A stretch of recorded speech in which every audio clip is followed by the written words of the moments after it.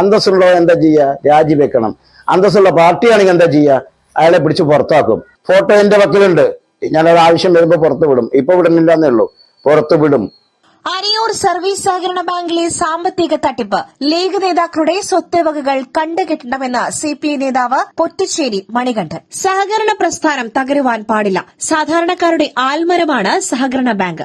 അതിന്റെ ശിഖരങ്ങൾ വെട്ടിമാറ്റിയ ലീഗ് നേതാക്കൾ തായ്തടിയിൽ കോടാലിയും വെച്ചു കഴിഞ്ഞു. 12 കോടി തിരിച്ചടയ്ക്കാനുണ്ടായിട്ടും നിയമ നടപടികൾ വേണ്ടത്ര വേഗത്തിൽ മുന്നോട്ടു പോകുന്നില്ല. കള്ള സർട്ടിഫിക്കറ്റ് ഉണ്ടാക്കിയ നേതാക്കൾക്ക് താൽക്കാലിക ജാമ്യം മാത്രമാണ് ലഭിച്ചിട്ടുള്ളത്. പാർട്ടിക്കകത്തുള്ളവർ തെറ്റ് ചെയ്താൽ അവരെ നിലയ്ക്ക് നിർത്തുവാൻ നേതൃത്വത്തിന് കഴിയണം. അന്തസ്സുണ്ടായിരുന്നുവെങ്കിൽ ഗഫൂർ കോൽക്കളത്തിൽ മാന്യമായി രാജിവെച്ച് പോകേണ്ടതായിരുന്നു. വ്യാജ സർട്ടിഫിക്കറ്റിലൂടെ പ്രൊമോഷൻ വാങ്ങിയവർക്കോ ഇവരെ നിയന്ത്രിക്കുന്ന സംസ്ഥാന നേതാക്കളോ അന്തസ്സില്ലാത്ത നിലപാടാണ് സ്വീകരിക്കുന്നത് എന്നും പൊറ്റിശ്ശേരി മണികണ്ഠൻ. പാർട്ടിയിലെ കീഴ്ഘടകങ്ങളിൽ പല പ്രശ്നങ്ങളും ഉണ്ടാകാം. എന്നാൽ അത്തരം വിഷയങ്ങളിൽ ഇടപെട്ട് പ്രശ്നം പരിഹരിക്കുവാൻ ലീഗിന്റെ സമുന്നതരായ നേതാക്കൾക്ക് കഴിഞ്ഞിട്ടില്ല. സാമ്പത്തിക ക്രമക്കേട് നടത്തിയെന്ന് ആരോപിക്കപ്പെട്ടവർ കഴിഞ്ഞ ദിവസം പ്രചരണ ജാഥ നയിച്ചപ്പോൾ ലീഗിലെ അറിയപ്പെടുന്ന ഒരു വിഭാഗം മാറി നിന്നും എടുത്തു പറയേണ്ടതാണ്. പല കേന്ദ്രങ്ങളിലും ജാഥ നടത്തുവാനും കഴിഞ്ഞില്ല.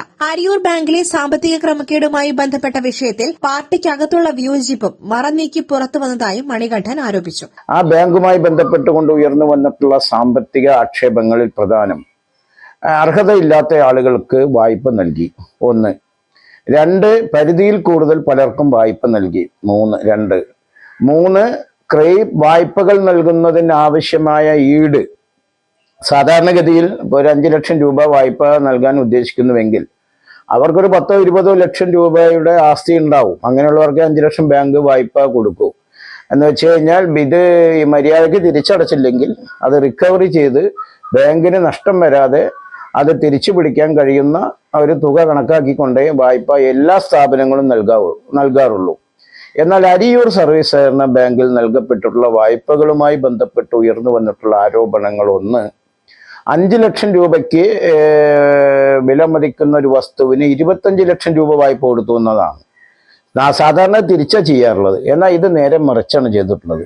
ഞാൻ എടുക്കാത്ത വായ്പ എന്നിൽ ആരോപിക്കപ്പെടുകയും എന്റെ ഒപ്പ് വ്യാജമായി ഉപയോഗിക്കുകയൊക്കെ ചെയ്തുകൊണ്ട്, അല്ലെങ്കിൽ മുമ്പ് ഞാൻ ഇട്ട ഒപ്പ് ഒന്നിൽ കൂടുതൽ, ആ ബാങ്കിന്റെ സെക്രട്ടറി ഇതിൽ വലിയ പങ്കാളിയാ. അവിടെ ഈ ലോൺ സെക്ഷനൊക്കെ കൈകാര്യം ചെയ്തിരുന്ന ആളുകളൊക്കെ ഇതിലെ കൂട്ടുപ്രതികളാണ്.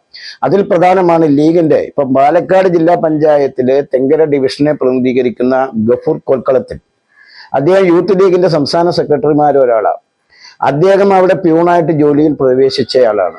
പിന്നീട് അറ്റൻഡറായിട്ട് പ്രൊമോഷൻ കിട്ടി. അവിടെ നിന്ന് ക്ലർക്കായി പ്രൊമോഷൻ കിട്ടണം.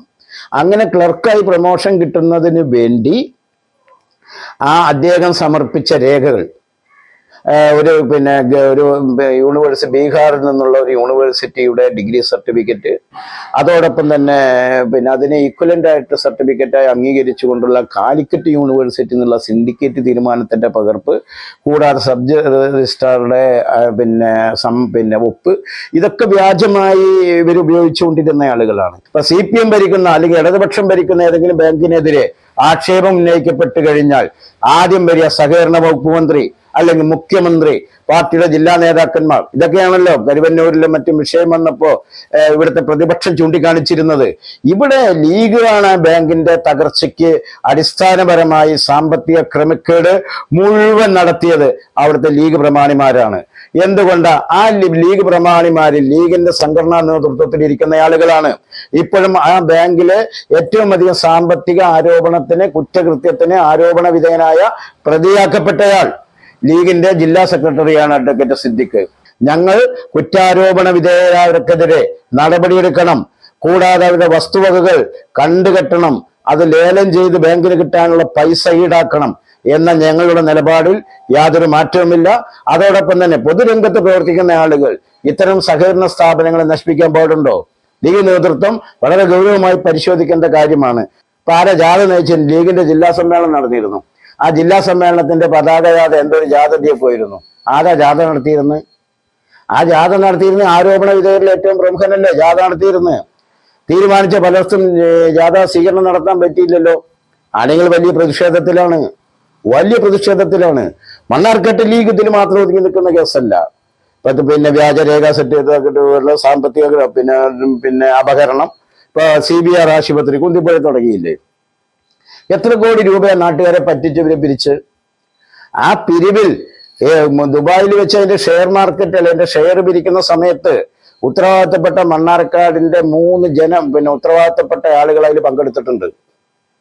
ഈ പ്രതിക്കൊപ്പം അവർ നിൽക്കുന്ന പ്രതിയാക്കപ്പെട്ടവൻ പിടിക്കപ്പെട്ടവൻ ഈ കൊള്ള ചെയ്തവനൊപ്പം നിൽക്കുന്നതിന്റെ ഫോട്ടോ എന്റെ വക്കിലുണ്ട്. ഞാനത് ആവശ്യം വരുമ്പോൾ പുറത്തു വിടും. ഇപ്പൊ വിടുന്നില്ലെന്നേ ഉള്ളൂ, പുറത്തു വിടും. തിരിച്ചു പിടിക്കുന്നതിന് വേണ്ടി ബന്ധപ്പെട്ട എല്ലാവരുടെയും വസ്തുവകകൾ കണ്ടുകെട്ടി പൊതുലേലത്തിന് വെച്ച് പണം തിരിച്ചു പിടിക്കുന്നതിനാവശ്യമായ നടപടികൾ സ്വീകരിക്കണം എന്നതാണ് ഞങ്ങൾക്ക് ചൂണ്ടിക്കാണിക്കാനുള്ളത്. മറ്റൊരു വിഷയം, അവിടെ നിക്ഷേപം നടത്തിയ ആളുകൾക്ക് പണം കിട്ടണ്ടേ? ആ നിക്ഷേപകർ ഇപ്പൊ കഴിഞ്ഞ ദിവസം പത്രദൃശ്യ മാധ്യമങ്ങളിലൊക്കെ വന്നതല്ലേ, അവരുടെ മകളുടെ വിവാഹത്തിന് ചികിത്സയ്ക്ക് വേണ്ടി നിട്ട പണത്തിൽ നിന്ന് ചെറിയൊരു 1000 രൂപ പോലും ചോദിച്ചപ്പോ കൊടുക്കാൻ വകയില്ലാത്ത രൂപത്തിലേക്ക്, കൊടുക്കാൻ കഴിയാത്ത രൂപത്തിലേക്ക് ആ സ്ഥാപനം എങ്ങനെ പോയി എന്നത് വളരെ ഗൗരവമായി പരിശോധിക്കണം. അതുകൊണ്ട് എത്രയും പെട്ടെന്ന് ഈ കള്ളന്മാരിൽ നിന്നും തുക ഈടാക്കി അവിടെ നിക്ഷേപം നടത്തിയിട്ടുള്ള പാവപ്പെട്ട മനുഷ്യർക്ക് നിക്ഷേപ തുക തിരിച്ചു നൽകുന്നതിനാവശ്യമായ അടിയന്തരമായ നടപടികൾ സ്വീകരിക്കണം എന്നതാണ് എനിക്ക് ഈ സന്ദർഭത്തിൽ സൂചിപ്പിക്കാനുള്ളത്. ഏതൊരു പാർട്ടിക്കെതിരെയും ആരോപണങ്ങൾ ഉണ്ടാകാം. എന്നാൽ ആരോപണത്തിൽ കഴമ്പുണ്ടെന്ന് കണ്ടെത്തിയാൽ കൃത്യമായ നടപടി സ്വീകരിക്കുവാൻ ലീഗ് നേതാക്കൾ തയ്യാറായില്ലെന്നും ബാങ്കിൽ നിന്നും നഷ്ടപ്പെട്ട തുക എത്രയും പെട്ടെന്ന് റിക്കവർ ചെയ്ത് സഹകരണ ബാങ്കിനെ തകർച്ചയിൽ നിന്നും കരകയറ്റണമെന്നും മണികണ്ഠൻ ആവശ്യപ്പെട്ടു.